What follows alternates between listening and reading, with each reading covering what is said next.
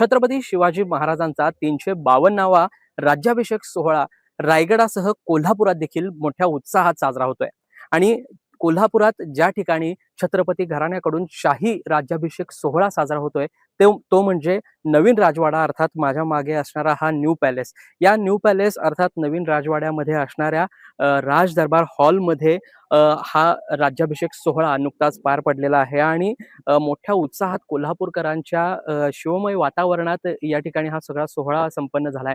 मात्र हा जो दरबार हॉल आहे हा जो राजवाडा आहे त्याचं एक वैशिष्ट्य आहे. खरं तर हा दरबार हॉल या राजवाड्याचं मुख्य हृदय असल्यासारखं आहे. कारण या दरबार हॉलमध्ये छत्रपती शिवाजी महाराजांचं शिवमय चरित्र एका काचेच्या ग्लासवरती पेंटिंग करण्यात आलेलं आहे. आणि हेच शिवचरित्र कोल्हापूरकरांना या राज्याभिषेक सोहळ्याच्या निमित्ताने पाहता आलंय.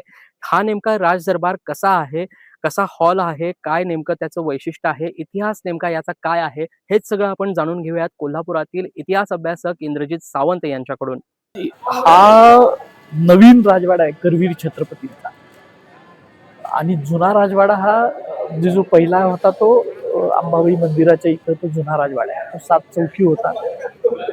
आणि ज्या वेळेला इथं ब्रिटिशांचं राज्य झालं आणि त्यानंतर मग करवीर छत्रपतींच्या अहिल्याबाई राणी सरकार होत्या. त्यांच्या काळामध्ये त्यांच्या पुढाकारानं आणि शाहू महाराजांच्या पिताजी आणि माताजी आनंदीबाई त्यांच्या काळामध्ये हा नवीन राजवाडा बांधण्यात आला. याचं डिझायनिंग जे केलं ते मेजर मॉन्ट जो होता त्यानं केलं. आणि त्यावेळेला ज्यानं बडोद्याचा लक्ष्मीविलास पॅलेस डिझायनिंग केला त्याच आर्किटेक्टनं हा पॅलेस सुद्धा डिझायनिंग केला, हा नवीन राजवाडा डिझायनिंग केला. आणि 4 वर्ष याचं बांधकाम चालू होतं. आणि हा वेगवेगळ्या शैलींचा एक प्रकारे बांधकाम शैली, वेगवेगळ्या बांधकाम शैलींचं हे याच्यामध्ये तिने अंतर्भाव केलेला आहे. जे कारागीर आहे ते इथले एतदेशीयच कारागीर होते, म्हणजे इथलेच भूमिपुत्र कारागीर होते. डिझायनिंग त्यांचं जरी असलं तरी पण काही गोष्टी या राजवाड्यातल्या या परदेशी यांच्याकडून तयार करून घेतलेल्या आहेत. म्हणजे त्याच्यामध्ये तुम्ही जर दरबार हॉल जर बघितला तर त्या दरबार हॉलमध्ये आपल्याकडं एक सगळ्यात पहिलं म्हणावं असं साधारण 1886ला ती चित्र तयार झाली. ते स्टेन ग्लास पेंटिंग त्याला म्हणतात.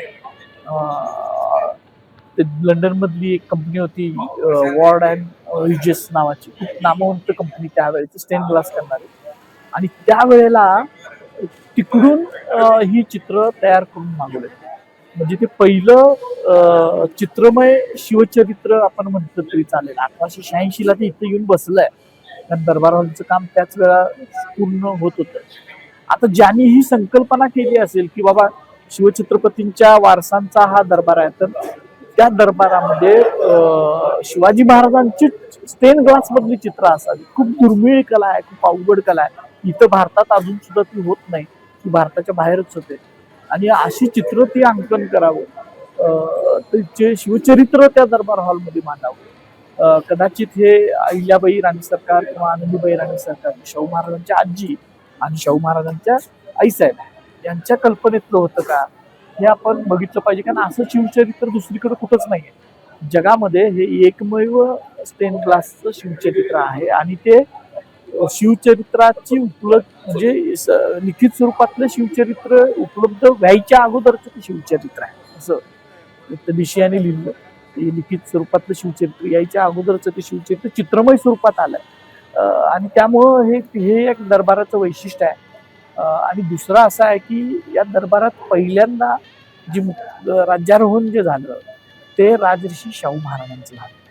आणि त्यामुळं त्यांनी समतेचा संदेश इथं या दरबारातून त्यांनी दिलाय.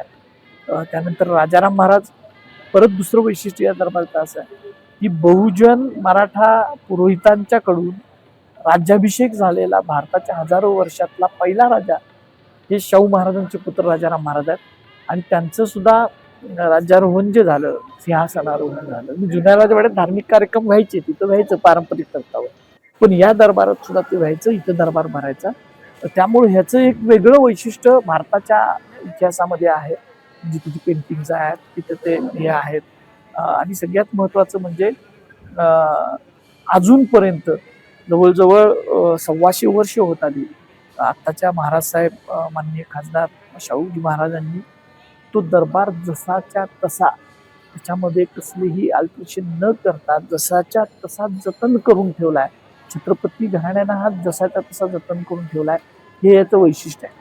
म्हणजे त्याच्यामध्ये आता बघताय तुम्ही अनेक ठिकाणी अल्टरेशन झाले, पण ह्याच्यामध्ये कसलाही बदल न करता ते जतन करून ठेवलंय. आणि सगळा पॅलेसच जसा महत्वाचा आहे, तसा दरबार हा या पॅलेसचं, या राजवाड्याचं हृदय आहे. आणि त्याच्यामध्ये शिवचरित्र असल्यामुळं आणि तो मौल्यवान झाला.